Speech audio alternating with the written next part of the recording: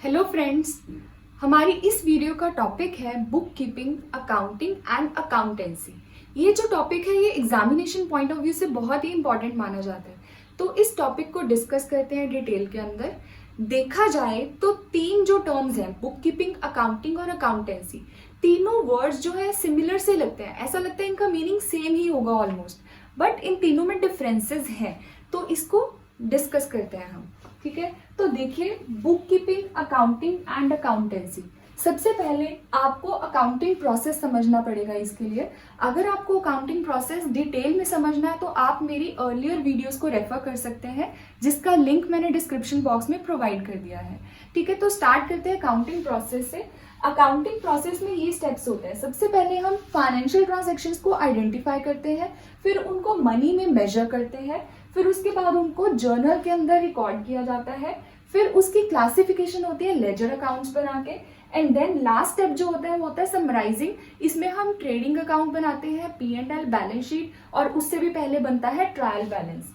ठीक है, तो समराइजिंग के स्टेप पे जाके हमारा अकाउंटिंग प्रोसेस कंप्लीट होता है। इसके बाद तो कम्युनिकेशन ही होती है इन रिजल्ट्स की।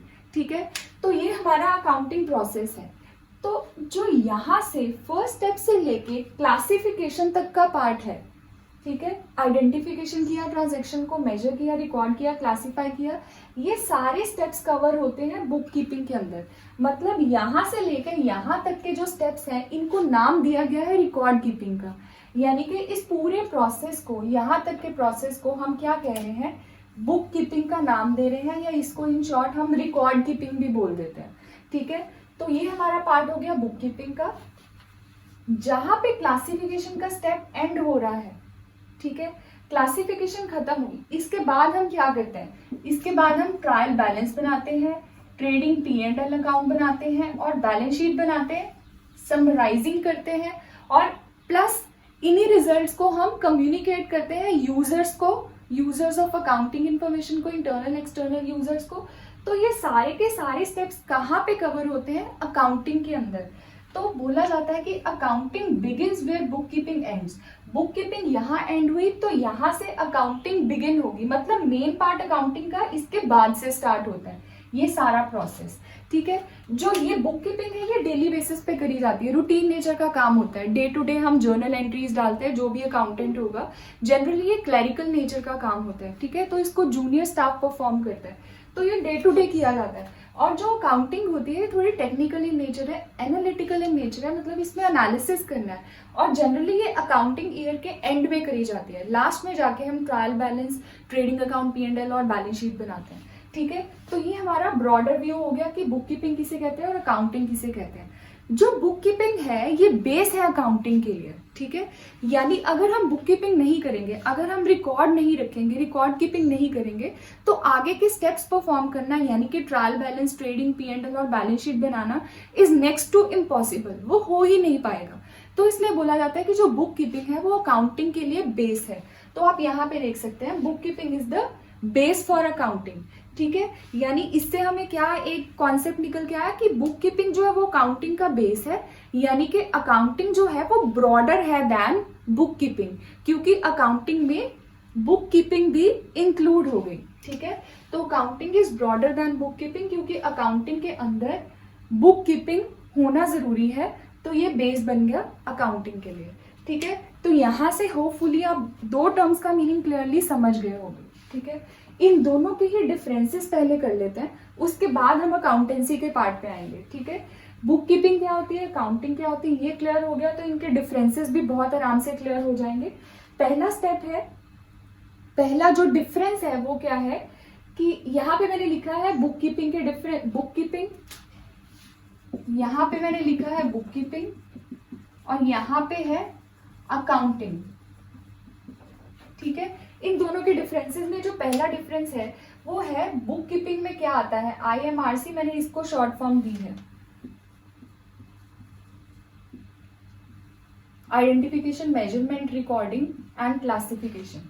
बुक कीपिंग में हम ये चीजें कर रहे हैं, और अकाउंटिंग में हम क्या कर रहे हैं, समराइजिंग कर रहे हैं। ठीक है, तो पहला पॉइंट तो ऊपर से निकल के आया। दूसरा पॉइंट, ये प्राइमरी स्टेज है। प्राइमरी स्टेज मतलब ये बेस है, अगर ये होगा तो ही अकाउंटिंग परफॉर्म हो पाएगी। यानी कि बुक कीपिंग क्या हुई प्राइमरी स्टेज, तो अकाउंटिंग क्या हुई सेकेंडरी स्टेज हुई। और जो बुक कीपिंग का काम है मैंने पहले ही बताया, ये जॉब क्या है, रूटीन नेचर की जॉब है, मतलब डेली बेसिस पे होगी, क्लैरिकल नेचर का काम है, ठीक है।